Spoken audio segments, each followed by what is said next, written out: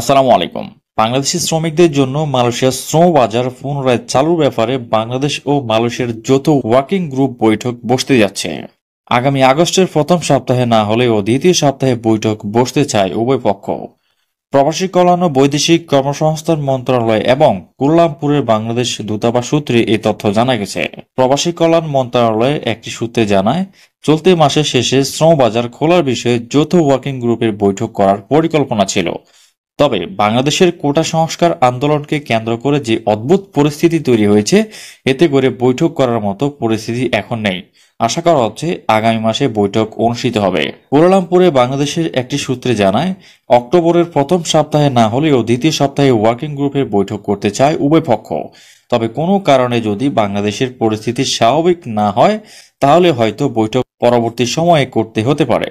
গত ৩১ মে থেকে মালয়েশিয়ার বাংলাদেশি কর্মীদের জন্য শ্রম বাজার বন্ধ রয়েছে। বাংলাদেশ জনশক্তি কর্মসংস্থান ও প্রশিক্ষণ ব্যুরো বিএমইটি ছাড়পত্র পাওয়া ১৭,৭৭৭ কর্মী মালয়েশিয়ায় যেতে পারেনি। সম্প্রতি এক অনুষ্ঠানে প্রবাসী কল্যাণ ও বৈদেশিক কর্মসংস্থান প্রতিমন্ত্রী শফিকুর রহমান চৌধুরী বলেন, এই মাসের শেষের দিকে মালয়েশিয়ার সঙ্গে ওয়ার্কিং গ্রুপের বৈঠক হবে।